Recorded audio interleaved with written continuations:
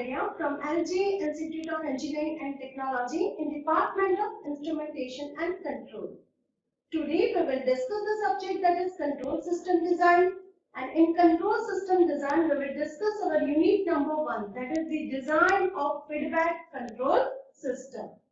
See, in our earlier video lecture we just discussed how to derive the transfer function for lead compensator, for the lag compensator, and then we just discussed the procedure of to draw a compensated system with help of the what? Root locus. So today what we will do? We will just going to solve the example that is based on the technique that is a root locus. So our today's topic is example of the lead compensator using the root locus. So let's start our today's session. See here the example is what? To design a suitable compensator for the system G of S to meet the following specification. And here the system transfer function is what? It's a K upon S square. And here the one word is clearly mentioned, that is use the time domain analysis. By looking this word, see we can easily identify that this example is based on the root locus, not the based on the body fluid. And then some specification, time domain specification are what? That is a settling time that is given to us, that is equal to 4 seconds. And one that is a peak overshoot for the step input, that equal to what? It's less than or equal to 20%. So by looking this settling time and MP, MP is what? Is it maximum peak overshoot? Okay, you can easily identify that this example is again based on the root locus. If it is based on the body fluid, then definitely some phase margin will be given to us. But as such, we do not have that term. So let's solve this example using the root locus. So what is the first step? To draw the uncompensated root locus. That means here whatever you learn in a subject control system, that root locus part, that is all the things that you need to calculate and you need to draw in our step number 1 only. So first of all what we require? We require the number of poles and zeros. Now poles, that means what? Denominator that equal to 0, and 0 that means what? It's a numerator that equal to 0. Here if I take denominator equal to 0, then I get the number of poles that equal to 2. And the value of S, that is what? It's a 0 and 0. Now if I take the numerator equal to 0, but as such, I do not have any term that is related to S in a numerator. So here, the M that equal to what? It's a 0. So this indicates that I have a 2 pole at the origin. Because the value of S is what? It's a 0 and 0. And M equal to 0 because I do not have any term that is related to S in the numerator. Now, step number 2, to find out what is the centroid and what is the equation, that is sigma c that equal to summation of real part of poles minus summation of real part of zeros divided by n minus n. As such, we do not have any complex pole. Okay, if the complex pole, for example, minus 2 plus 4j, then minus 2 that represent the real part and 4j that will represent what? It's an imaginary part. So here sigma c that is become 0 plus 0 divided by 2. So what? Sigma c that is what? It's a 2. Now next what we will do? We will just find out the angle of asymptote. For that we will use the equation that is theta k that equal to 2k plus 1 into 180 degree divided by n minus n. And the value of k that will be vary from 0 to 1, 2, 3 to n minus m minus 1. But here the value of n that equal to what? It's a 2. And the value of m that equal to 0. So this will give you 2 minus 0 minus 1 that equal to 1. So it will start from 0 and it will add to 1. because the value of n minus 1 that equal to 1. So first you just substitute k equal to 0, n equal to 2 and m equal to 0. So we will get the angle theta 0 that equal to 90 degree. Now for the next you just substitute k equal to 1, n equal to 2 and m equal to 0. So we will get the theta 1 that equal to what? It's a 270 degree. Now next, that is, we will find the breakaway point, and to find the breakaway point the equation is what? It's a dk by ds that equal to 0. So first of all we require the one characteristic equation, and that equation is what? 1 plus g of s into h of s that equal to what? It's a 0. Now you just substitute the value of g of s and h of s. We know the value of g of s that equal to k by s square and h of s that equal to 1 because it's a unity feedback control system. So here I'll get 1 plus k by s square 1 that equal to 0. Now you simply take the LCM.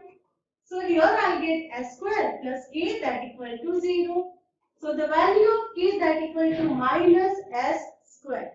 We know that we want to find out the differentiation of the k with respect to s. So dk by ds that equal to what? It's a minus 2s. And I have to equate that with the 0. So the value of s in this particular case that equal to what? It's a 0. So my breakaway point that is what? It's a 0. Okay. Now next what?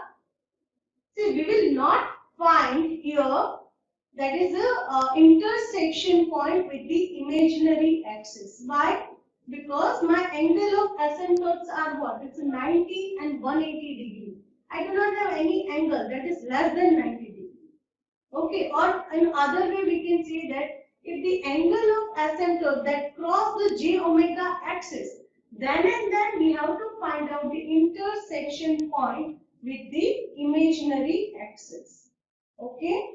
So, and no need to find out the angle of departure because that is also applicable when you have a complex pole in your network. Here we have a simple pole. We do not have any complex pole. So this is all about the step number 1. Now using this value, we will draw the root locus on a graph paper. So this is my graph paper. Here, first of all, you just define your imaginary axis and this is my real axis. Then this is 2 pole that is at the origin. Okay. And see here, our centroid is also 0. So from the 0, I have to make the two angles. One is 90, another is what? It's a 270. Already line is there. And breakaway point is also what? It's the origin. So from this point, my root locus will go upside or downside. So this is the complete root locus for the given value. Now next what we have to do? So in the next step, we need to identify that what is the desired location of closed loop pole. If you remember, then in the theory part we discussed that is what? It's a SD. And what is the equation of the SD? That is SD that equal to minus zeta omega n plus or minus under root of 1 minus zeta square omega nj. Where omega n is what? Is your natural frequency and zeta is what? That is your damping ratio. So as such, we do not have any value of eta and that is omega n natural frequency. So what we will do? That we will get from the two value. If you remember, then in a question we have a settling time and we have a maximum overshoot value. So first of all, we will use this two value and we will find the value of damping ratio and omega n. So first of all, we will use the MP. Equation is what? It's a e raised to minus pi zeta upon under root of 1 minus zeta square. Now you just substitute MP that equal to what?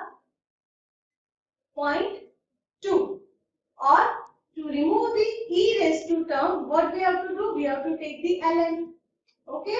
Now next is the ln and value of mt that equal to 0.2. This term as it is. Alright. Now if you calculate ln 0.2, then you will get the minus 1.609. Now this is do the cross multiplication.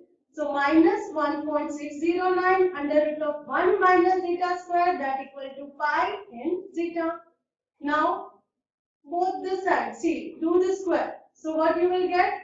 2.59, then 1 minus zeta square that equal to pi square and zeta square. Now to solve, just open the bracket. Alright.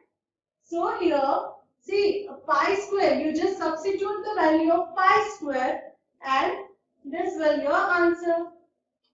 Then you just again solve this. Okay, then 0.2624 that equal to 0.2624 zeta square plus zeta square. Just open the bracket, that's it. Okay. Then in the next step, zeta square that equal to 0.2624 divided by 1.264. So the value of zeta square equal to this, you just take the under root. So the value of zeta or damping ratio, we can say in my case that is what is a 0.45. Now next what we will do? We will use the equation of the settling time, and the equation is what? This is a 4 upon zeta omega n. Now I have the value of settling time. Now I have the value of what? It's a zeta. So just substitute two value in this, you will get the value of omega n. If we substitute this, then the value of omega n, that will be what? It's a 2.22 radian per second. Now we have the value of zeta as well as omega n. So by using this two value, we can easily calculate our ST. Now put all this value in this. Then our ST that is become minus 1 plus or minus 2j. Okay. Now we have to locate this point on a graph paper. Okay. That is what here imaginary real and this is imaginary part. So minus 1 is over here and minus 2j that is somewhere over here. So my ST is like this. Okay. That is minus 1 plus 2j and minus 1 minus 2j. Now based on the location of the SD, we can decide that whether it is what? It's a phase lead compensator or it's a phase lag compensator. So how we can decide? See here, from the graph of the uncompensated root locus that is not passed from the SD. Okay, therefore what we have to do? We have to apply the phase lead compensator. See here, our graph is not passed from this is our uncompensated root locus is not passed from this SD. So that is what is a phase lead compensator. Now after that you need to find out the phi p. Okay, and the equation is what? It's a minus 180 degree plus summation of angles from open loop poles to SD minus summation of angles from open loop pole to SD. That means here you have to draw a one line. Okay, that is from SD to pole. And we need to measure this angle. And this angle is what? It's a 117 degree. Okay, and this line SD to origin, that line is known as a what? It's a zeta line. Okay, and as such we do not have any zero in our system. So this point no need to find out. Okay, just we were just going to calculate the angles from open loop poles to SD. Now you just put all the value, that is phi p that equal to minus 180 degree plus 117 plus 117 because we have a two pole at the origin. So my phi p that equal to what? It's a 54. So we will get a one pole at the angle of 54. This is clear? Now in the next step we need to find out the angle of 0. So here first of all you use this equation theta that equal to cos inverse zeta and cos inverse zeta that equal to what? Zeta is what? It's a 0.45. then theta will be what? It's a 63.2 degree. Now the angle phi z that equal to 1/2 180 degree minus theta minus phi p. You just substitute all this value, then my phi z will become 31.38 degree. So this is the angle of 0. Alright. Now we need to plot this 0 and pole angle on our graph. This is my graph. Now what I have to do? This is zeta line, your center, and we know that in a lead compensator we will get the 0 that is near to the origin compared to the pole. So first of all, what we will do? We will you have to put your protector on a zeta line and your center is SD. And you just make a line of the angle, that is what? It's a 0 angle. Okay, that 31.38, whatever you will get.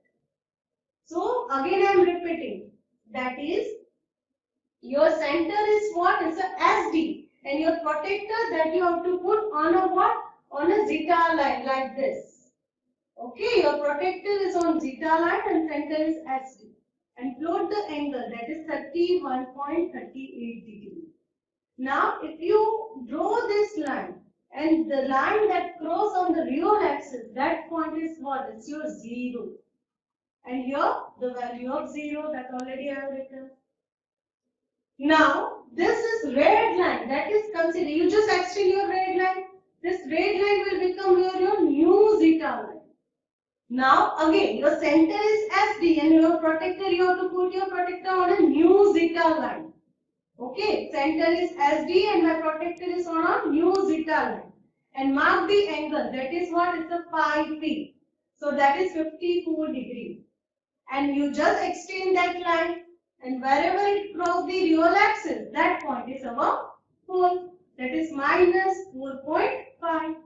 So from the graph we can say my ZC is what? Compensated 0, that is at minus 1.2, and my compensated pole, that is at minus 4.5. So finally what we will do? We are just going to, we are just going to use the cascade compensate. So we will just going to multiply our compensator transfer function with existing system transfer function. So that is k by s square multiplied by s plus 1.2, s plus 4.5. Now we need to find out the value of k. So equation is what? It's a vector length from pole to SD divided by the vector length from pole to 0. That means, see, you need to identify highlighted part that you need to measure with the scale. That is from pole to SD. Now see, if you measure with the scale, then the answer is what? Is a 2.2 centimeter. Then again you just measure this 4.5 pole distance, and that is what? Is a 4 centimeter. So in the numerator I need to write down 2.2 multiplied by 2.2 multiplied by 4, because from SD to 4 divided by SD to 0, and this distance is what? That is 2 centimeters somewhere. So here you just put all this value. So the value of k, that will be what? It's a 9.68. Now you just substitute this value in our equation. So G of s and GC of s, that equal to 9.68, s plus 1.2 divided by s square, s plus 4.5. Okay? Remember one thing, this distance you have to measure simple with your scale. Alright? So this is all about the today's example, that is to design a compensator for the given transfer function. Okay, so I hope this session is clear. Thank you.